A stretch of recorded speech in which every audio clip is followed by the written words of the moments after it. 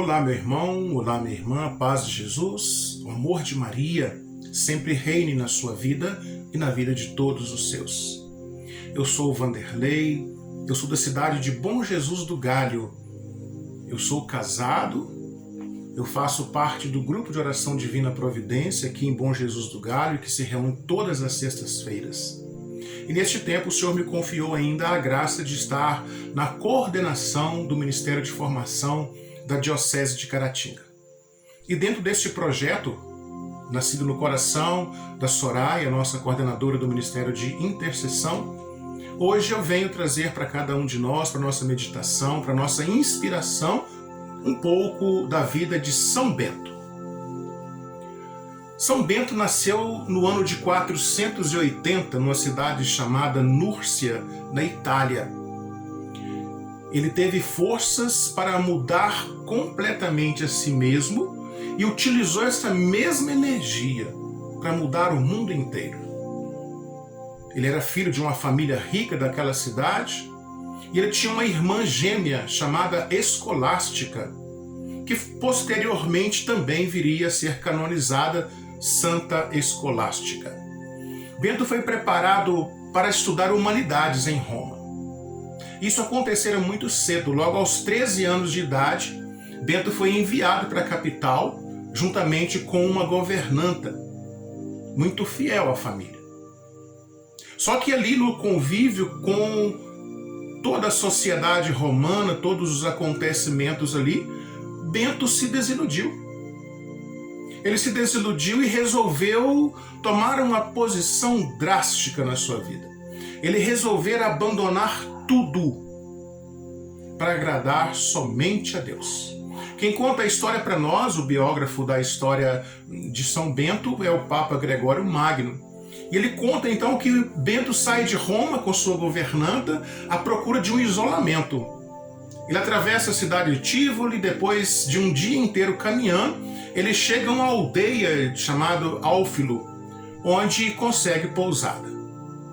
Sem nada possuírem, sua alma pede emprestado aos vizinhos um vaso de barro para limpar o trigo e por descuido ela deixa esse vaso cair e ele acaba se quebrando em duas partes. O venerável Bento então chega em casa e sua alma chora desconsolada. Ele recolhe então o vaso, ora a Deus em lágrimas e terminada a oração o vaso estava perfeito. O milagre se espalha então e São Bento resolve fugir da glória mundana, sozinho para um lugar chamado Subiaco, que ficava a 40 milhas de Roma. No caminho ele encontra um monge chamado Romano, São Romão futuramente, de um monastério não distante, que respeitou-lhe o segredo de seu desígnio e impõe a Bento o hábito monástico, o que se supõe que seja muito mais que simplesmente dar uma vestimenta, mas, muito provavelmente, lhe ensinou algumas práticas monásticas e religiosas. Durante 3 anos, São Bento isolou-se em uma gruta pequeniníssima e de difícil acesso, pois apenas São Romão sabia que ele estava ali, e lhe dava pão em uma cesta na qual estava amarrado um sino, e era necessário descê-la numa corda até a gruta. São Gregório Magno vai contar que o antigo inimigo, o demônio, atirara uma pedra, fazendo cair o sino, mas São Romão continuou ajudando-o como podia.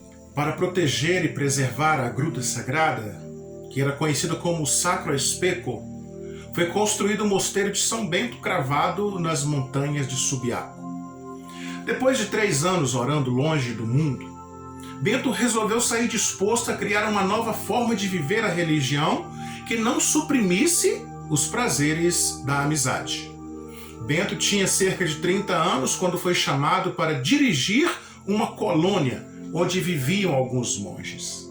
Ele tentou pôr em prática suas ideias, mas a rígida liderança não estava agradando aos monges, que tentaram assim envenenar o vinho de Bento, mas ao estender a mão para benzer o vinho, a taça se espedaçou. Bento necessitava de novos homens e eles não tardaram a chegar. De volta a Subiaco, esses religiosos iniciaram a construção de 12 mosteiros espalhados por vales e colinas. Cada mosteiro seria hospedagem para 12 monges, presidida por um decano, todos dependendo de um mosteiro central, onde ficaria a direção geral. Mais uma vez, a iniciativa de Bento desagrada a um padre de uma igreja próxima que vê passar vários fiéis a caminho dos mosteiros. Inicia então contra ele uma campanha difamatória e resolve envenená-lo, sem sucesso. Bento resolve então abandonar aquele local e seguiu para um lugar chamado Monte Cassino, lugar este situado entre Roma e Nápoles. Por volta do ano de 529, funda um mosteiro que viria a ser o primeiro de sua ordem. São Bento de Núrcia expõe seus projetos para a construção do ideal monástico, satisfazer as exigências da oração e da vida comum, dar hospitalidade aos refugiados, dispor de locais adequados às tarefas indispensáveis. Por volta do ano de 534, Bento escreveu o livro Regula Sancti Benedicti, a regra de São Bento, onde expressou todas as exigências para a construção dos mosteiros. A obra serviu de base para a organização da maioria das ordens religiosas. Tem por princípio o convento autossuficiência, tanto material quanto espiritual. Depois de anos vivendo com os inimigos e passando por momentos complicados, São Bento escreveu as regras para a vida monástica beneditina, baseada na Regula Magistri, uma regra mais antiga que não tem um autor conhecido. Nós vemos agora em seguida 5 conselhos baseados nas regras de São Bento para uma vida espiritual de santidade. Primeiro, sempre que tiver o conselho de um bom pai, receba-o de boa vontade e executa-o eficazmente. Segundo, antes de começar algo bom, peça sempre de coração aberto e em oração muito insistente, para que seja feito pela vontade de Deus. Terceiro, não endureça o coração sempre que ouvir a voz de Deus falar contigo. Quarto, para uma vida verdadeira e perpétua, não fale mal do seu semelhante, nem seja falso. Faça sempre o bem e procure seguir sempre em paz. E o quinto conselho, para alcançar o verdadeiro reino dos céus, precisa percorrer o caminho das boas obras, baseado sempre no Evangelho de Jesus Cristo. Essa escolha, então, radical de São Bento, essa entrega total a Deus, esse desejo de agradar somente a Deus, lhe rende, então, alguns dons, uma vida de intimidade profunda com Deus, então, de onde nascem, então, esses dons chamados dons místicos. Os milagres de São Bento, ele mostra possuir muitos desses dons, né? Ele tinha o dom da profecia, o dom da bilocação, ele enxergava e se movia no mundo espiritual, ele ensinou conscientemente através de sonhos, ele exorcizou, curou, operou ressurreições e, sobretudo, realizou muitos milagres através de uma oração e de uma bênção extremamente poderosas. Tudo isso é contado em seus milagres, mas muito se pode aprender com eles. A humildade, a disciplina e o amor a todos.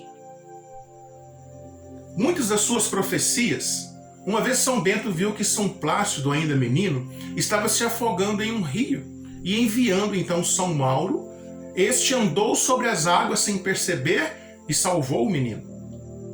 Posteriormente, São Plácido afirmaria ter visto São Bento por sobre os ombros do irmão a puxá-los para cima.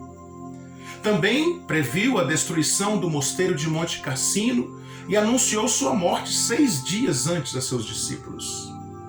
Além da bilocação de São Bento, ocorrida no afogamento de São Plácido, Bento visitava e ensinava em sonhos, como quando enviou seus discípulos à terra Sina para a construção de um mosteiro e prometeu-lhes estar tal dia com eles para lhes traçar o plano da construção do edifício.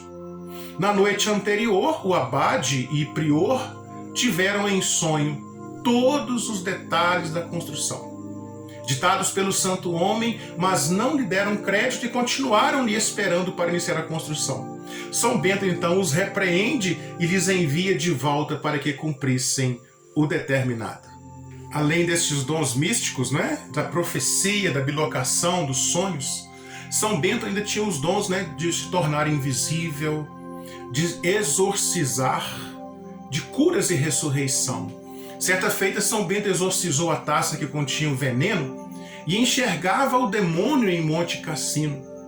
Mas muitas outras vezes, isto se repete como quando que na construção do Monte Cassino, os monges não conseguiam mover uma pedra, e sob ela, o venerável enxergou um demônio, e tão logo ele abençoou a pedra, ela pôde ser removida.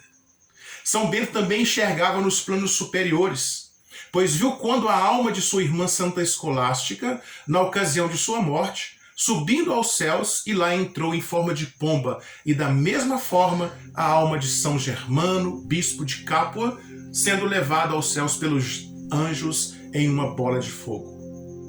Suas curas foram muito numerosas, mas algumas foram bastante incomuns, como a de um monge esmagado por um muro que caiu na construção do Monte Cassino e que teve seus ossos esmigalhados a tal ponto que teve de ser levado ao santo homem em um lençol servindo como uma maca, de tão destroçado. São Bento pediu para deixá-lo em um lugar de oração e irem. Logo, ele voltou em saúde perfeita para o trabalho. O caso da ressurreição do filhinho de um camponês nos mostra o conhecimento e a humildade de São Bento, pois ele relutou muito e disse: afastai-vos, irmãos, afastai-vos.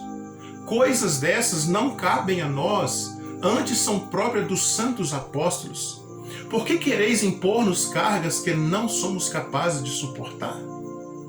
O pai da criança, porém, não desistiu até que São Bento lhe atendesse. E esse, erguendo as mãos aos céus, junto ao corpo do menino, orou: Senhor, não olhes os meus pecados, mas a fé deste homem que pede, que ele ressuscite, e faz voltar a este corpinho a alma que dele quiseste levar. Tão logo que terminou a sua oração, o menino voltou à vida. E muitos outros milagres ele realizou pela oração e pela bênção. São Bento morreu no ano de 547, aos 67 anos de idade. Como nós já vimos, ele predisse a sua morte 6 dias antes dela acontecer. Isso aconteceu no mesmo ano da morte da sua irmã Santa Escolástica, fundadora do ramo feminino da Ordem de São Bento. Mandou abrir sua própria sepultura e, depois de falar aos monges, de pé, com as mãos para o céu, ele morreu. Parte de suas relíquias estão no mosteiro de Monte Cassino e outras na abadia de Fleury, na França. São Bento foi canonizado no ano de 1220 e sua festa é comemorada no dia 11 de julho. Santa Gertrudes, uma mística, um dia arrebatada de seu corpo, teve uma visão da morte do santo homem e ao final ele lhe apareceu. Ela então ousou lhe pedir às suas irmãs e ela ter uma morte tão honrada e santa. E São Bento teria lhe prometido a todos que a ele rendessem homenagem, que ele próprio assistiria na hora da morte contra as investidas do demônio. De acordo com a tradição, Bento de Núrcia foi santificado por ter vencido 2 ciladas armadas pelo diabo, nas quais lhe é oferecido um cálice de vinho envenenado e um pedaço de pão também envenenado. Além disso, em muitas vezes, fora tentado efetivamente pelo diabo, além de ser ofendido e insultado de tal maneira que os irmãos de hábito que estavam ao seu redor podiam escutar as ofensas que ele recebia. O santo varão, como também é chamado, vencia o tentador utilizando o sinal da cruz e da oração contida na cruz e medalha que fora esculpida nas paredes de um monastério. Quem ainda não recitou, ou ao menos ouviu, né? A cruz sagrada seja a minha luz, não seja o dragão meu guia. Retira-te, Satanás, nunca me aconselhe coisas vãs. É mal que tu me oferece, bebe tu mesmo o teu veneno. Busquemos, meus irmãos, minhas irmãs, nesse dia de hoje, a motivação em São Bento, para que nós também tenhamos a nossa decisão radical em agradar somente a Deus. Buscar servir somente ao Senhor. Não apoiar, não divulgar, não enaltecer as coisas do mundo, mas pelo contrário, divulgar, enaltecer as coisas de Deus. Vençamos, assim como São Bento, buscando uma vida de intimidade com o Senhor. São Bento era um homem de carne e osso, como eu e você somos. Nós não podemos imaginar que, São Bento era um santo. Sim, se tornou santo, de acordo com as atitudes que ele ia tomando dia após dia, vencendo a cada dia as tentações do inimigo, servindo a Deus sempre e em todo lugar.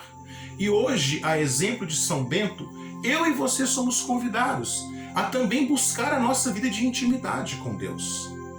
Buscar servir ao Senhor em toda circunstância, em todo tempo e em todo lugar. O próprio Deus um dia nos disse: sede santos, porque eu sou santo. Jesus vem afirmar no Novo Testamento, né? Sede santos como meu Pai é santo. E hoje São Bento quer ser para mim e para você motivação para essa busca de santidade, dizendo: é possível, é possível.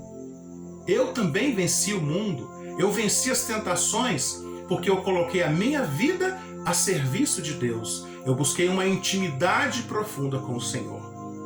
Então mesmo quero encerrar esse vídeo de hoje te fazendo esse convite.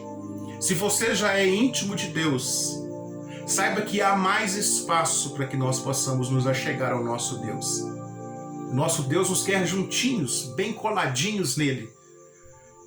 Tenhamos uma vida de intimidade com o Senhor, sem nada exigir, sem nada cobrar, sem nada pedir em troca, senão a alegria de estar na presença do nosso Deus.